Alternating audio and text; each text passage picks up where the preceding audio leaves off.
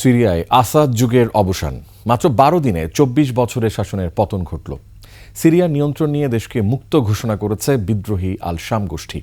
পালানোর সময় এরই মধ্যে বাশার আল আসাদকে বহনকারী বিমানটি বিধ্বস্ত হয়েছে বলে জানিয়েছে ইসরায়েলি গণমাধ্যম।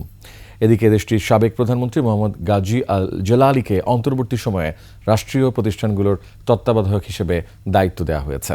বিস্তারিত আফসানা নীলার ডেস্ক রিপোর্টে। প্রায় অর্ধ শতাব্দীর স্বৈর শাসনামলের অবসান হল সিরিয়ায়। ১.৫ সপ্তাহ আগে বিশ্বকে হতবাক করে দেশটির দ্বিতীয় বৃহত্তম শহর আলেপ্পো দখলে নেয় বিদ্রোহী গোষ্ঠী হায়াত তাহরির আল শাম HTS। এরপর একের পর এক শহর দখল করে তারা। সামরিক কৌশলগত অবস্থানের দিক থেকে সবচেয়ে গুরুত্বপূর্ণ শহর হোমসের দখলের ২৪ ঘন্টার মধ্যেই আরেক গুরুত্বপূর্ণ শহর দারার নিয়ন্ত্রণ নেয় বিদ্রোহীরা। এরপর রাজধানী দামেস্কে ঘিরে ফেলে বিমানবন্দর, টেলিভিশন সেন্টার সহ বিভিন্ন সরকারি স্থাপনা দখল নেয় HTS সেনারা। পালিয়ে যান ক্ষমতায় থাকা প্রেসিডেন্ট বাশার আল আসাদ।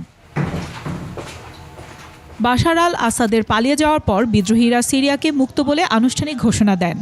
HTS প্রধান আবু মোহাম্মদ আল জোলানি বলেন, সিরিয়ায় অন্ধকার যুগের সমাপ্তি ও নতুন যুগের সূচনা হলো। হাজারো মানুষ গাড়িতে আর পায়ে হেঁটে দামেস্কের প্রাণকেন্দ্রে জড়ো হয়ে স্লোগান দেন। কুখ্যাত সেতনায়া কারাগার খুলে দেওয়া হয়, মুক্ত হয় কয়েক হাজার কয়েদি।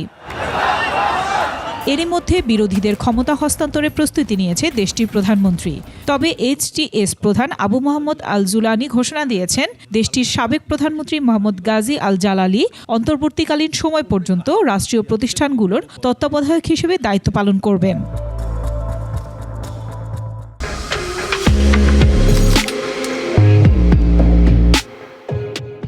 দুটি সিরিয়ান সূত্রের বরাত দিয়ে টাইমস অফ ইসরায়েল জানিয়েছে, বিমান দুর্ঘটনার কবলে পড়ে মারা গেছে ক্ষমতাচ্যুত Asad. Open source flight tracker থেকে জানা যায়, দামেস্কে ছেড়ে যাওয়া শেষ উড়োজাহাজটি উড্ডয়নের কিছু পরেই নিয়ন্ত্রণ হারায়। তবে আসাদের মৃত্যুর খবর নিশ্চিত করেনি কোনো আন্তর্জাতিক গণমাধ্যম।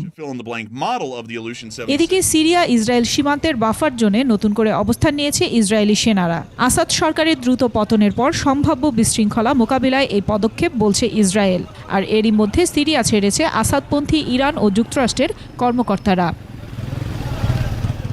আফসানা নীলা, ডেস্ক রিপোর্ট, ২১ টেলিভিশন।